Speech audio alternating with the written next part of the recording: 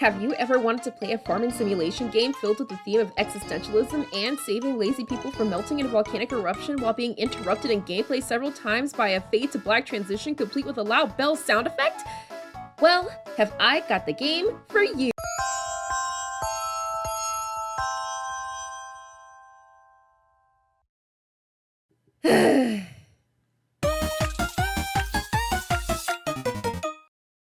Harvest Moon, or Story of Seasons as it's now known, is a very popular farming sim series by Marvelous Inc.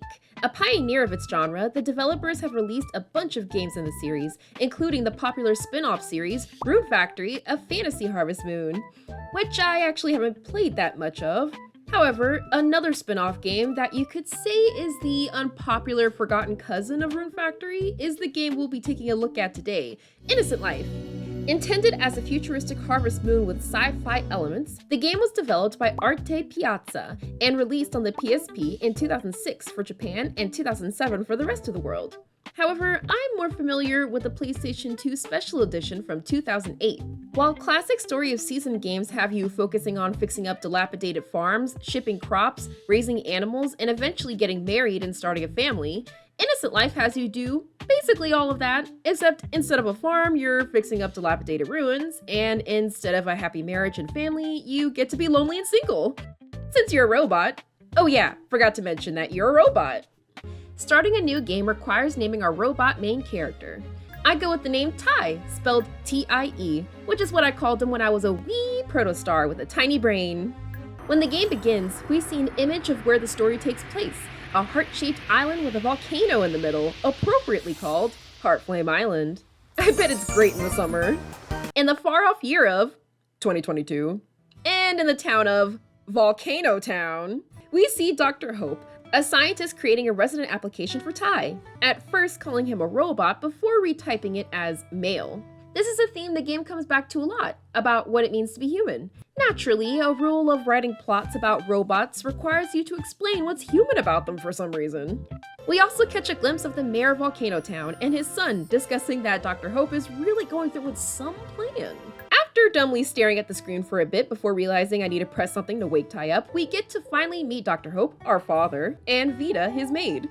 Dr. Hope explains he sent us the image of the island earlier and that our farming teacher is here. Heading over, I speak with Dr. Hope first, who asks, "What's wrong? Aren't you going to say hello to our guest?" "Alright, chill out there, Dad. I was literally just born a few minutes ago. At least give me a moment to figure out how to walk first." So I speak with our guest, Gayak? There's a joke in there somewhere, but before I can figure it out, I wander off to explore a bit of Dr. Hope's manor. Dude is loaded. So much so that Dr. Hope mentions he bought some ruins on the east outskirts of town that Teh will be tending to, called the Easter Ruins. Are you starting to notice a pattern in how the devs name things? Gayak impatiently pulls Teh away, but not before Dr. Hope can give me his old watering can. On the way to Gayak's house for farming practice, Teh sees some little sprites that run off to tell a spirit about him. Outside Gayak's house, it's finally time to practice farming. Standard Harvest Moon stuff: use a hoe to till the soil, plant some seeds, water, and wait a few days to harvest. Plop the crops in a shipping pod and you get paid the next day. We need to use the triangle button to perform any action as well as examine things, but we also need to first press the L1 button to bring up the equipment menu and scroll through to equip the item we want. But you can cycle through items in the overworld using circle and square. It's somewhat clunky to line yourself up with a plot, so I'd sometimes end up repeating an action when I wasn't trying to. I'm getting through the tutorial, but Gaia keeps feeling the need to interrupt the gameplay and comment on every single action I take.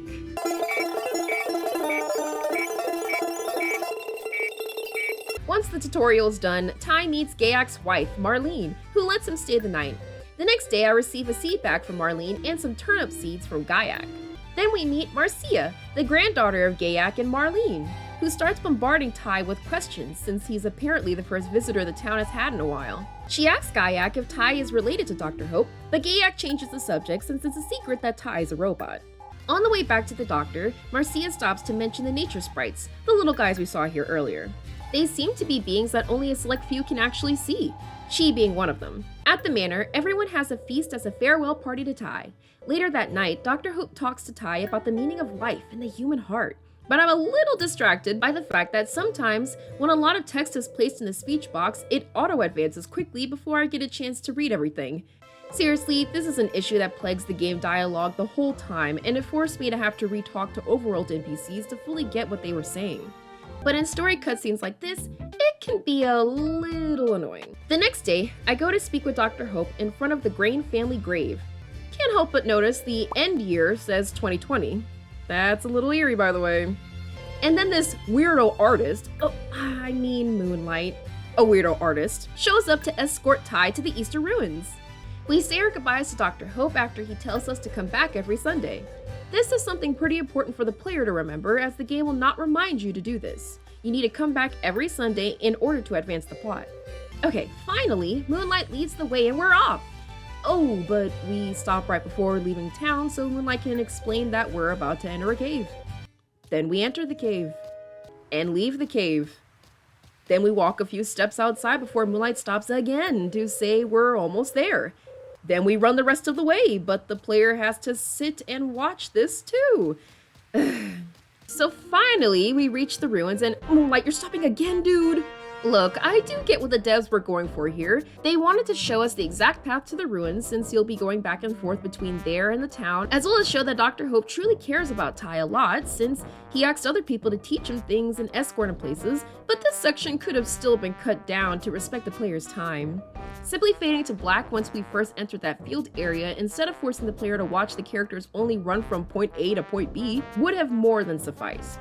By the way, it's a straight shot to the ruins, so they really didn't have to do this at all. You can't get lost. So anyway, after Moon Brother over here brings us to our new room that Dr. Hope set up for us and explains that he and the people in town don't have a lot of confidence that Tai can break the seals in these ruins and restore them to their original, more fertile form. Thanks for that, by the way. We're woken up the next day by a random old man named Franco, who apparently lives here in these ruins. He has Tai plant some seeds on the ruins' rooftop farm, and then I wander around to find the students and teachers of the Volcano Town School have shown up, uninvited, for a field trip. While talking to them, this bell that tells me what time it is sounds.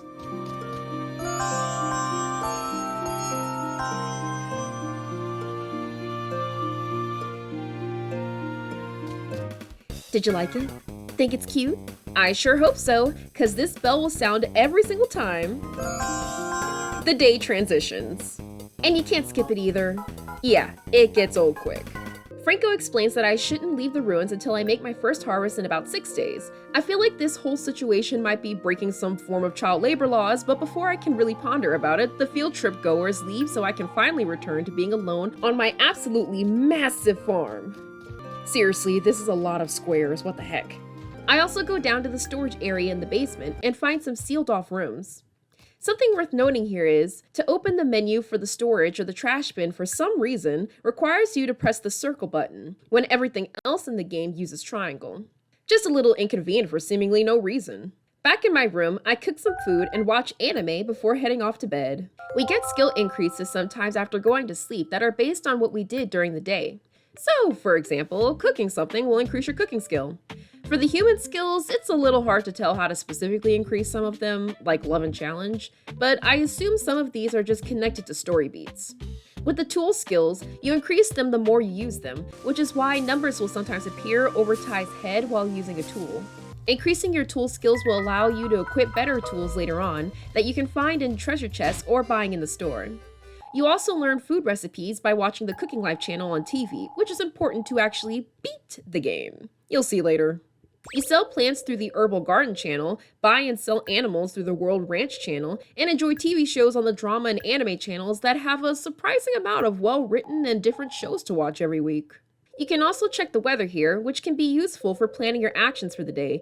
Tai needs to rest every night, meaning that no matter what you're doing when the night bell rings, you need to drop it to sleep in a bed or a tent. You have a stamina bar as well, or your PP bar. This decreases with every action with a tool you take, like breaking rocks. I expected Tai to just pass out if he used all of his PP, but it turns out the game just kinda goes, no, and prevents you from taking any more actions. You can replenish some stamina from red stones you find through breaking rocks. Although you can't save it for later, since if you try to take them outside a cave, they transform into plain ore. So it's important to monitor all of these factors in order to beat the game. Heading to the farm the next day, Tai overhears a conversation between yet more uninvited guests, Marco, the owner of a large farming corporation, and Charles, the mayor's son, whom we saw in the opening cutscene earlier. They discuss that it's impossible for Tai to make the ruins usable as farmland and that Dr. Hope believing in spirits is nonsense. They bump into Tai on the way out, and Charles asks Tai to keep the fact that he's a robot a secret from the townspeople, since only a handful are aware that Tai isn't human. You know, Charles, I really don't care about that as much as I care that I apparently don't have a bolt on my front door, so strangers keep wandering in. So anyway, after tending to the crops and coming back the next day, geez, do any of you people know how to knock? So after the inconvenience of socializing, a few days later the crops are done and can finally be shipped. Moonlight takes Tai back to see Dr. Hope for Sunday maintenance and brings this BattleBot in tow, which was apparently created by the ancient Easter people. He's hoping the doctor will be able to repair it. And if you're wondering, yes, you actually have to watch them walk all the way back. After maintenance, you're driven around by the grocery store owner, Million, and Marcia so they can show us the different buildings in town, like Million's grocery store, Shop a Million, where the player can buy more seeds, tools, and other things to speed up the farming process, like motorized carts and tracks for moving baskets around. Returning to the ruins, I receive a bag of asparagus seeds from Marcia. From here, I pretty much have free reign. I spend my spare time exploring the town, watching TV, and barging in on an old man using the bathroom. Oops. Oh, I love this area. I remember when I was younger, I thought this was the most beautiful thing I'd ever seen in a game. At the next maintenance with Dr. Hope, Gaiak comes in and asks Tai to ship some crops other than potatoes and turnips for the upcoming spring festival. Dr. Hope makes note that the people on the island don't celebrate it anymore, but Gaiak mentions that people are getting nervous about some rumors that the nearby volcano, Flame Mountain, might erupt and would probably be into a festival about appeasing the fire spirit. Oh, I see how it is. Don't believe in spirits until you actually meet them to save your life, huh? Alright. If I manage to ship enough crops by then, the townspeople might get inspired enough to repair a broken bridge I found near the ruins, which would allow me to travel to other parts of the island. And with that, I get to work planting a bunch of seeds. It's at this point that the game's main loop begins to become apparent. Do something that the Volcano Town people ask you to get done by a deadline, and then wait for Sunday to progress the story. Although that sounds good in writing, in practice, it can lead to the player having a lot of downtime while waiting for the next Sunday. This happened to me a lot. Or times when I had too much to do on the farm and I simply started ignoring my crops because it was just easier to sleep and skip to the next day. I eventually received the Grain family key from Dr. Hope, which allows me to get into another part of the cave that connects the town to the east side of the island. In it, there's some jewels that can be set in altars on the farm to unlock more land and doors in both the ruins and around the island. Although you need 4 of the same type of jewels for it to work. After shipping different kinds of crops, the day of the Spirit Festival arrives. On the way there, Marcia brings up the nature sprites again, explaining that her grandma, Marlene, told her they're a form of the forest spirit who, get this, protects the forest. She asks me if I've seen them, and I say yes. She's relieved to hear it, as the other citizens apparently don't believe her. So wait, the townsfolk are so worried about rumors that a fire spirit exists and wants to make a volcano erupt that they throw an entire festival to appease it. But when Marcia mentions actually seeing nature sprites that are said to be connected to a forest spirit, they assume she's making it up? Okay, these people don't know what to think. At the Spirit Festival, I happen to spy Marco, Marcio's corpo dad, planning the construction of a tunnel in the altar that will go deep into the volcano where he plans to use his product, a supercoolant, to stop the potential eruption. Yeah, I'm sure that'll work out great. Marcia mentions that Tai is usually straight-faced, but when he smiles, he's cute. And yet, he's been smiling this entire time, so not exactly sure what she means. The Spirit Festival goes off without a hitch, and everyone parties late into the night. After farming away the next day, Tai returns to his room to find Marcia waiting for him, explaining how there's a cat she wants him to look after since she can't take it home because her dad's allergic. She also informs me that the broken bridge won't be repaired until the summertime, and also that she had a fight with her dad, I assume over the whole tunneling into the volcano thing. She seems pretty shaken up about it, but there's no time for that because cat! Over the next few days, I find the cat, befriend the cat, name the cat Moogle, now I have a cat. Next Sunday, Dr. Hope gives me that BattleBot he repaired. Named Forte, it can follow my commands to remove weeds, water crops, and more, saving me some valuable time. I'm also informed later that the bridge has been repaired since it's finally summer. Unfortunately, that also means, in similar Harvest Moon fashion, that all my crops wilted in the middle of the night since they were spring plants. Rest in peace. Oh well, replacement crops!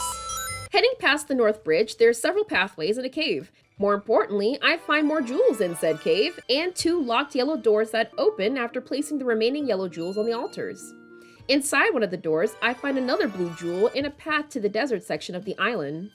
But I can't get through because of a sandstorm. I unlock another patch of farmland using the last blue jewel. With both yellow and blue doors unsealed, I can access the animal barn where you raise sheep, cows, and chickens, but I never figured out how to get sheep or cows because I'm dumb. Oh yeah, and I get access to another blue door on the outside of the ruins, which ends up leading to a mini convenience store with seed vending machines from that million guy. How did he get a bunch of vending machines in a sealed off area of the ruins that can only be accessed by finding randomly hidden ancient jewels around the island and setting them in altars at the farm, I hear you ask? That's a good question. The next Sunday arrives and I find a sick buggy outside. It's a gift from Dr. Hope, who writes that because the blue jewel seals are unlocked, the sandstorm has somehow stopped and I need to travel past the desert and find an old woman who lives in a shack by Mermaid Lake. She can apparently tell me more about the water spirit. Dr. Hope, how do you know all this? And if he knows this, why hasn't he told the townspeople so they can do this themselves and, oh, I don't know, maybe prevent the volcano from erupting, to which they acknowledge is a possibility? But nah, guess Ty has to do everything for these people. Well, might as well hop in the buggy and try to enjoy this.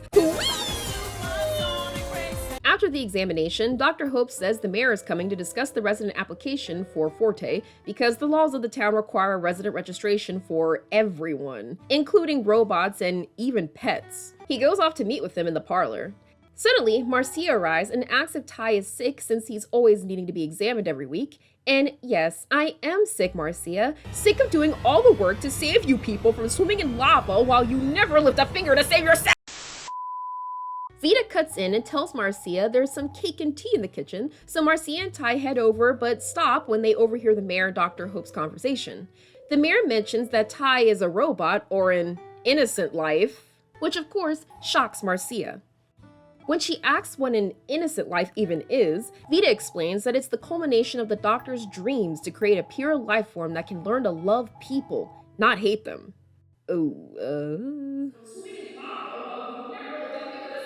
It's going great, in my opinion. Marcia finds all of this to be a bit difficult to grasp, but ultimately concludes that an innocent life is no different to a human with a good heart, and that it doesn't matter if Ty is a robot or a human. She believes him to be a good person, which is what truly matters. Couldn't have said it better myself, Marcia. The mayor comes over to hear what all the commotion is about. Also, I can't help but realize that Ty's still staring at the wall. And tells Marcia to head back home or her dad will be worried. The two head out and Dr. Hope asks what's up, but Vita says it's nothing. After they head back to the lab, Ty realizes his true nature and gains a bunch of human skill increases. I finally head to the desert and find a fisherman called Fisherman, who lives in a tent alone with 3 beds for some reason. This unlocks fishing, at least. I arrive at the shack and find the old woman who calls herself the Hermit. She opens up a blocked-off path I found a while ago, which leads into a labyrinthine cave. Inside, I find more jewels and sealed-off doors, but also a path to a misty forest that, for some reason, Ty is too scared to wander into for now. At Dr. Hope's place again, we meet the town bar owner, Masami, an apparent descendant of the Easter people, who gives Ty a red jewel that will unlock the deepest part of the ruins. Masami explains that the crest of the water spirit is inside the ruins and that I should bring it to the old hermit lady. Dr. Hope mentions that the plan by Marco to dig into the volcano will cause it to erupt within a year or 2. Masami says this is because of the fire spirit's anger, and that the water spirit is the only thing that can stop it. After she leaves, Dr. Hope explains that the Easter people were a civilization who wanted to defeat the volcano people by stealing the crest of the water spirit from the tower in Mermaid Lake so they could use its power to do something. They did this by deceiving the forest spirit into opening the path to get to the tower. I guess only the forest spirit can actually open the way to get there. However, they weren't able to use the crest's power, and after the 3 spirits sealed off most of the island, the Easter people died out, apparently due to losing their reason for living? Whatever that means. The water spirit then sealed off the forest spirit for being deceived by the humans. I'm guessing that everyone in town, aside from Masami, are descendants of the volcano people. Now I have to wonder even more why, if the people of this place know about this legend, why haven't they done anything before Teh was created? They have the solution and aren't willing to do anything but sit on their butts and make Teh have to do everything. Dr. Hope mentions that he feels guilty for making a child have to go through so much to save the island, but you know what? They should all feel guilty. Heading into the deepest part of the ruins lie maze-like paths lined with skeletons? Oh, okay, so this must be the Easter people. Wasn't expecting to find their remains here, but okay, I trudge on and locate the crest. I hand it to the hermit, who remarks that Teh must be serious about saving the people on the island and exchanges the crest of the water spirit for the crest of the forest spirit and tells me to give it to a mermaid? Mermaid! Mermaid! Mermaid! Oh. So the mermaid clears up that mist from before, so I can venture into the giant forest where I can find a monsoon watering can, which can water as many squares of soil that you can fit on the screen. This will be an important tool for later.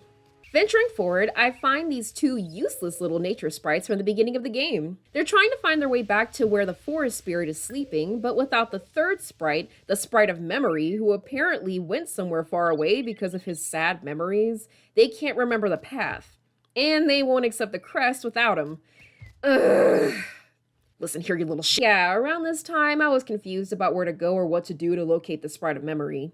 After Dr. Hope and Vita mentioned at one point that there was an accident at Marco's construction site where the supercoolant leaked and spread fumes, I thought maybe I was supposed to help him with that for the longest time, but nope. I tried to hand the TV scientist guy my wood. Get your head out of the gutter. After he mentioned needing it, but that didn't work either. I figured, wood, forest spirit, might be the connection, but nah. I even gave this angel ribbon I found in the maze of the Easter ruins to this NPC, assuming that would work, after she gave me a red jewel, but no dice. By the way, I had to look that up because the game doesn't explain this, and I accidentally gave it to a different NPC first who gives you nothing for it. Thanks for that, by the way, devs. So finally, I think to visit the hermit while gathering bananas, and this turns out to be the answer. Yeah, I might be dumb, but not as dumb as the lost nature sprites who are literally a few feet away from where the forest spirit is sleeping. Just saying. The hermit says that after what she's done, the sprite will only show himself if something major happens, and that he's more likely to appear if people are enjoying themselves. She says she'll be waiting for Teh in the tower at Mermaid Lake before phasing through the wall. Eventually, Dr. Hope's cat, who was sick all summer, ends up giving birth to kittens. But it turns out the mama cat passed away from giving birth. Marcia and Teh visit her at the Grain family grave, but Marcia becomes too upset and runs home. Even though Teh isn't crying, he still feels sad thinking about the whole thing. I end up taking home one of the kittens and named it Poo Poo. Now he can live on the farm with my other cat, Moogle, and my dog that I didn't mention until now, Blitzball. Okay, I need to sidestep the story for a sec to mention something really weird, but also cool that happened. I spoke to Becky, a student at the school, who reads this strange story about some guy who smells a white rose that an old man gave him and then got everything he wanted but wakes up and realizes it was a dream. Later, when I go to bed, Teh wakes up to this.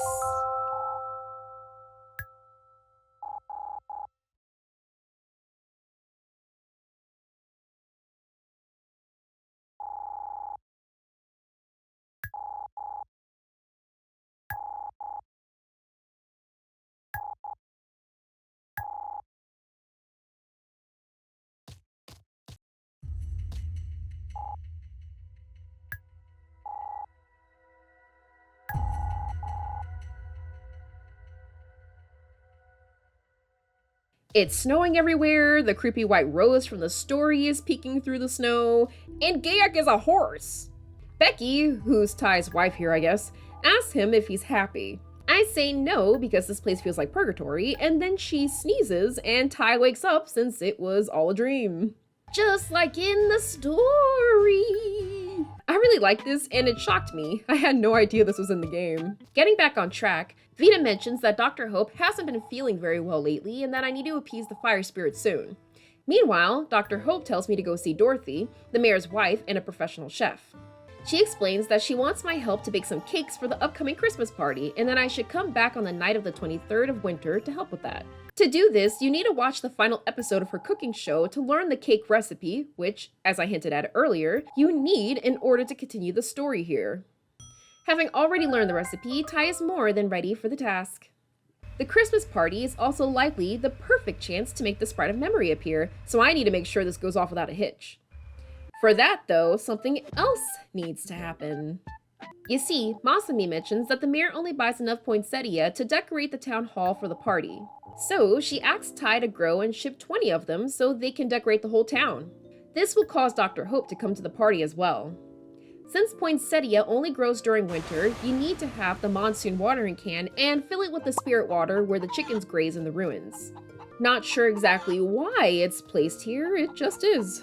Then, you need to have maxed out the watering can skill by watering tilled land thousands, yes, I said thousands, of times. In fact, when I learned how to plant poinsettias from Vita around mid-autumn, I still needed to use the watering can exactly 2,210 more times within 21 days before the arrival of winter. This could have been explained a little bit better, especially considering that I only learned about the poinsettias from Masami after coincidentally talking to her.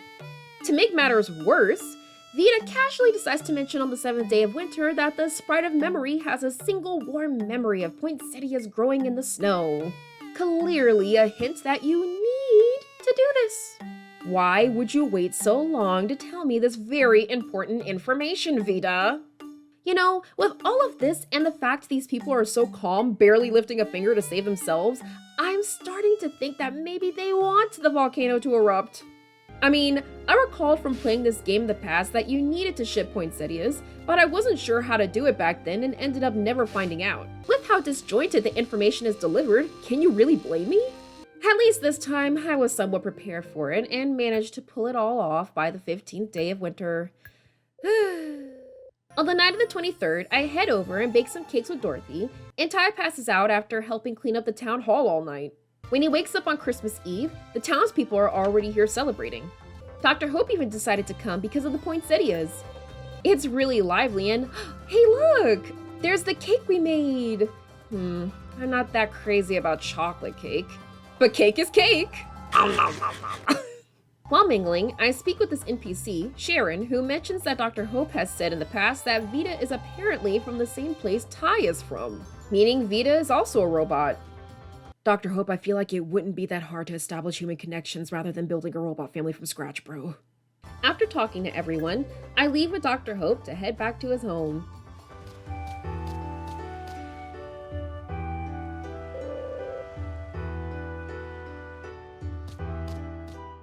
On the way, Vita greets us, but just a few seconds later, Dr. Hope collapses.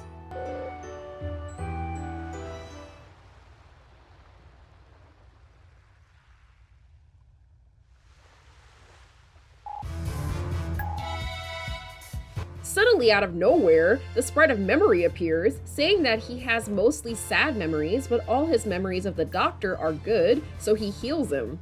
But it's a temporary fix as there's no way to cure him completely. After taking Dr. Hope inside, Vita tells Tai to hurry back to the giant forest to meet with the nature sprites before the volcano erupts.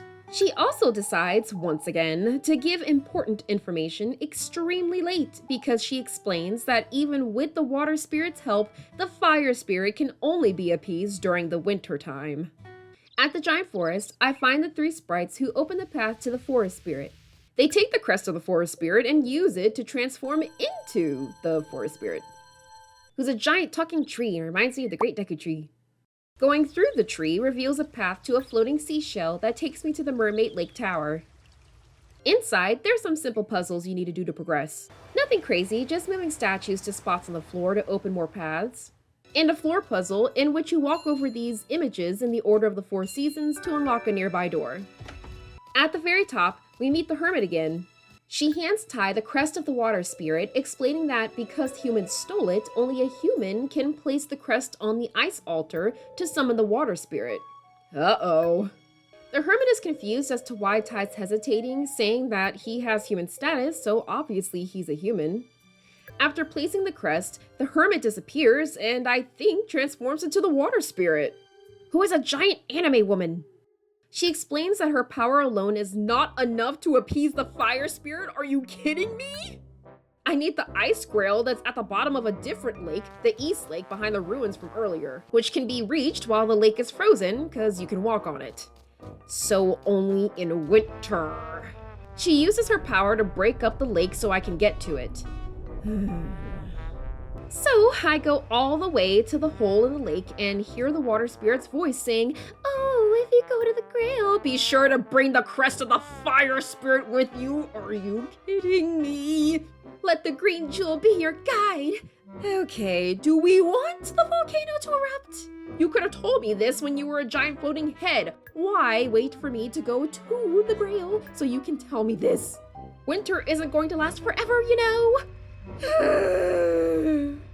Okay, fine. I head to the sealed green door that I unlocked and enter into the volcano. Through the lava and sparks, I head to the bottom and locate the crest of the fire spirit.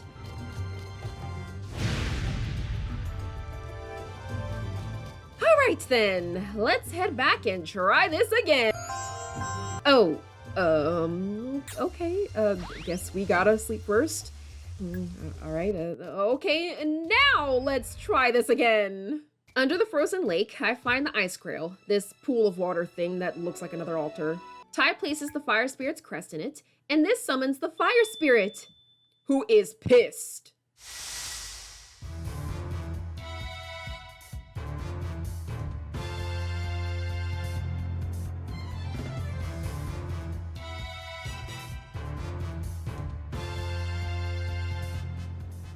He's angry at this attempt to calm him and says it's only made him angrier.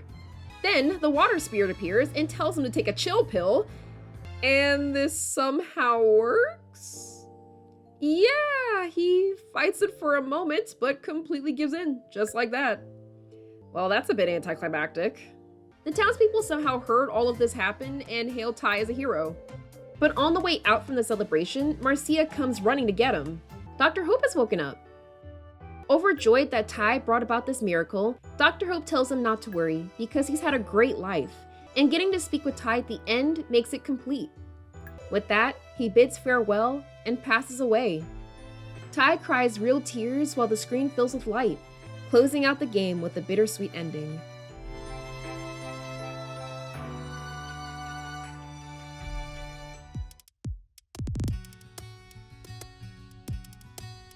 Well, geez, that was sad. I thought maybe we could save Dr. Hope if we stopped the fire spirit, but no. I guess this is to teach the sadness of losing those you love, and that you need to make the most of the time you have with them. Dr. Hope was probably the best character in the game, most likely because he's really the only character, outside of maybe Marcia and yourself, who has a lot of screen time, so we get to know him a lot more.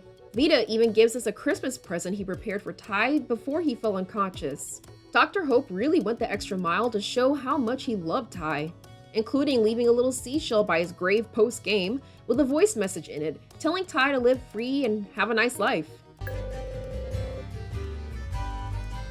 Oh, why do you gotta pull on my heartstrings, old man?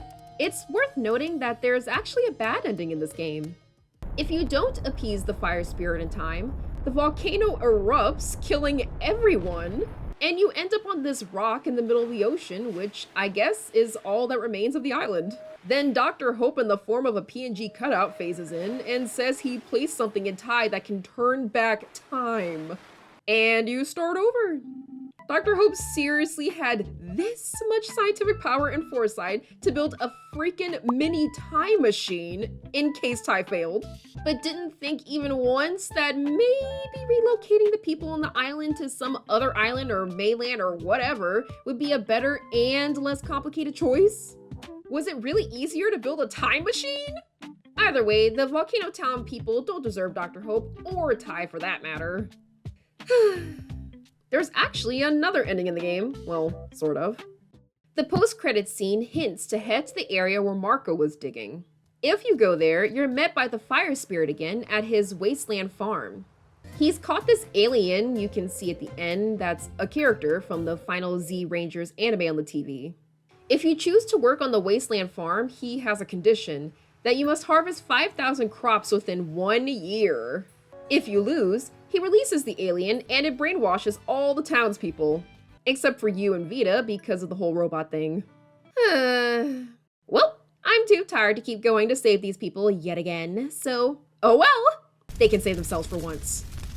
Innocent Life was a pretty interesting game for me. I had always wanted to beat it someday, so doing this was very fulfilling. Although it can be somewhat slow in both movement speed and the actual farming gameplay. I actually cut out a lot of the many hours worth of time I spent growing and shipping crops. Seriously, I grew so many tomatoes at one point, I was hoping a storm would come and blow some of them away from me.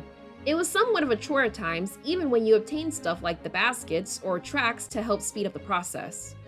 Forte did help out a lot, but he can't harvest, leaving me to spend a long time managing that. While the day-night cycle is mostly fine, I found it a bit annoying at times when I had to do a bunch of exploring away from the ruins to progress in the story. I know this is just a borrowed mechanic from Harvest Moon, but in Innocent Life, especially with that annoying fade to black screen that interrupts gameplay, it was more of a hindrance than anything, since you needed to go to sleep when the day was coming to an end. Still, I found the game quite charming with its graphics, character design, and story. While it was insane how the Heartflame Island residents really did seem like they wanted this volcano to explode, I was entertained by the character writing and the, dare I say, innocence to them. I also think juxtaposing a futuristic modern town and people with ancient ruins and natural scenery was some clever visual storytelling. The menus and item cycling were a bit clunky and are definitely outdated, but the music was very well composed and has many tracks that are super nostalgic to me, especially the farm and town themes. You can fully beat the game within the first in-game year, and my total time played ended up being 26 hours. I'm gonna always have fond memories of this game, and I'm kind of sad it never got a sequel. I feel like it has a lot of potential. Sure, it's a bit rough around the edges and a bit different from Harvest Moon, but I think it could have been an awesome spin-off series like Rune Factory. Innocent Life has a lot of value in its themes of what it means to be human, holding on to the faintest sign of hope in uncertain times, or simply accepting that you have to eventually say goodbye to the ones you love the most. There's beauty in life as long as you seek it, and not sit on your butt hoping that others will seek it for you.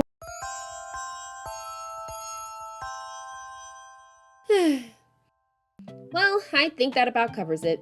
Thank you so much for making it this far into the video. You're a rock star. I just want to ask if you'll like this video, subscribe to my brand new channel here, and comment any thoughts or feedback you have on my content. It would really mean a lot and I appreciate it. Till next time everyone, shine on!